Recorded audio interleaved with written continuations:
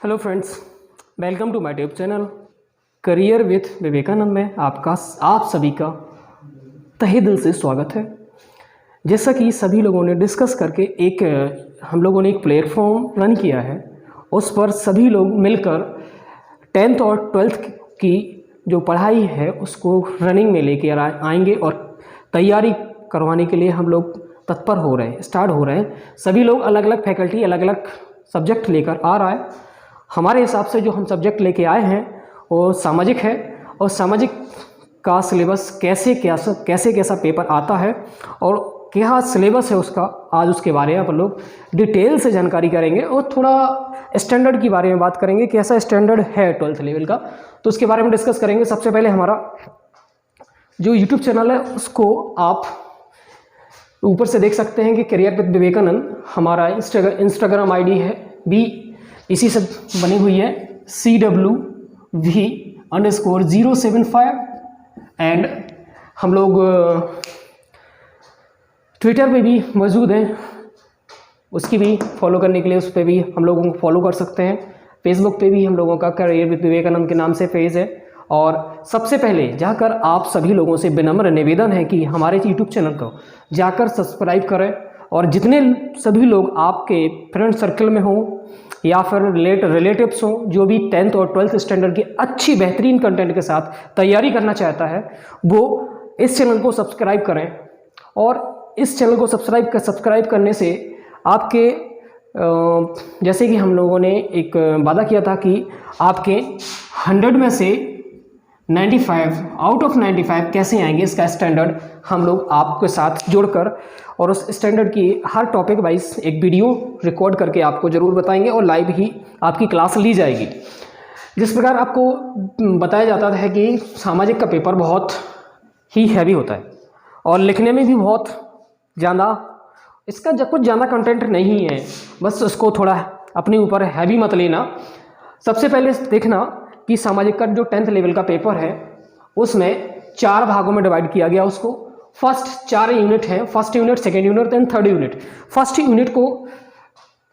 Unit है उसमें एक ही चीज़ दर्शाई गई है, उसमें आप लोगों को पढ़ना है भारत के बारे में और समकालिक विश्व के बारे में, ठीक, जिसको अपन लोग नॉर्मली भाषा में हिस्ट्री बोलते हैं।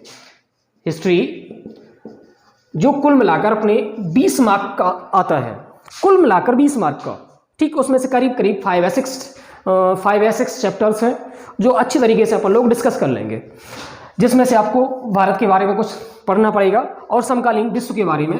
समकालीन विश्व के बारे में सबसे ज़्यादा अपन लोग यूरोपीय क्रांतियाँ ज़्यादा पढ़ते हैं। यूरोप की क्रांति हुई, और जैसे फ्रांस की क्रांति हुई, इटली की क्रांति हुई, रूस की क्रांति हुई, अमेरिका की क्रांति हुई, इन सारी क्रांतियों के बारे में पढ़ेंगे समकालीन। और देखो सेकेंड यूनिट में जैसे ही आता है सेकेंड यूनिट, तो सेकेंड यूनिट में जैसे ही अपन लोग डिस्कस करते हैं सेकेंड यूनिट कैसे मिलेगा। सेकेंड यूनिट में जो समकालीन इतिहास है वो समकालीन भारत है। भारत के बारे में अपन लोग डिस्कस करेंगे कि इसकी अर्थव्यवस्था कैसे बनी है, आसपास के पड़ोसी देशों के बारे में डिस्कस करेंगे इसकी, और हमारी लंबाई चौड़ाई कितनी है, और अपनी आर्थिक जो अंदर की ज्योग्राफी है उसके बारे में डिस्कस करेंगे, और हमारी जलवायु कैसी है, हमारे का मानसून कैसा है, हमारे का जल संसाधन कैसे हैं, कृषि का प्रकार कैसा है, कृषि कैसे की जाती है, कैसे संसाधन पाए जाते हैं, इन सब का अध्ययन। उस सब्जेक्ट को क्या बोला गया, भूगोल, जिसको इंग्लिश में बोलते हैं जियोग्राफी, ठीक है। लास्ट थर्ड नंबर में अपन लोग थर्ड कैटेगरी में रखा गया है लोकतांत्रिक राजनीति को।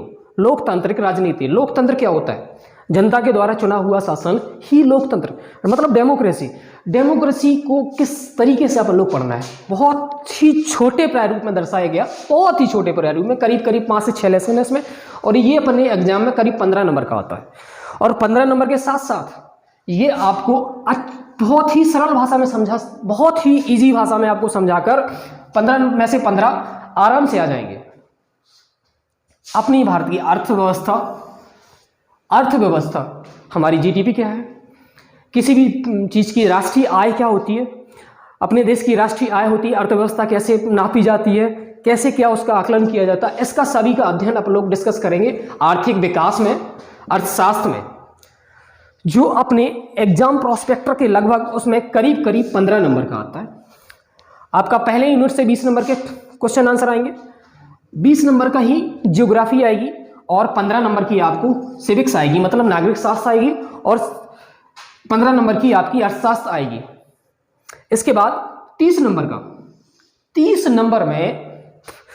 नंबर में एक प्रोजेक्ट मिलता है, प्रोजेक्ट वर्क। एक आपको टॉपिक दिया जाएगा, उसमें आप प्रोजेक्ट वर्क तैयार करिए और अच्छी तरीके से और टॉपिक कोई नहीं होगा, इन तीनों में से ही कोई एक टॉपिक दिया जाएगा आपको, 1 से 2 टॉपिक दिए जाएंगे, उसमें से एक टॉपिक आप तैयार करके अच्छी तरीके से कंटेंट तैयार करें, उसमें एक प्रोजेक्ट फाइल बनाएंगे करीब 30 आउट ऑफ 30।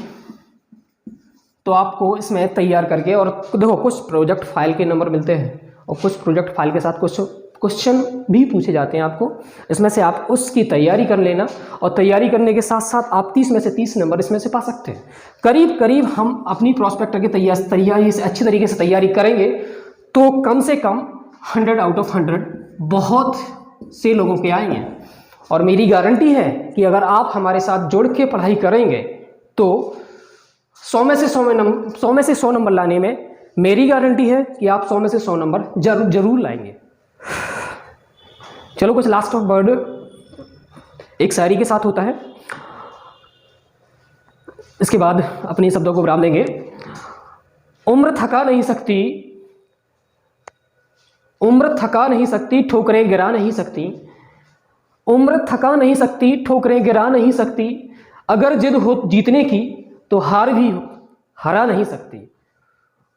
लास्ट वर्ड पे बिल्कुल जरूर गौर से ध्यान करना। उम्र कभी आपको थका नहीं सकती, आपकी उम्र कितनी भी हो जाए आपको वो थका नहीं सकती। ठोकरें आपको कितना भी कुछ भी कर लो, ठोकरें आपको गिरा नहीं सकती। अगर आप समझदार हैं तो आपको कितनी भी ठोकरें लग जाएं आपको गिरा नहीं सकती।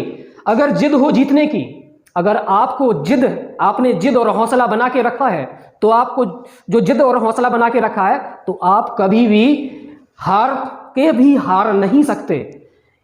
इन्हीं पंक्तियों के साथ हम विदा लेते हैं। जय हिंद, धन्यवाद, वंदे मातरम।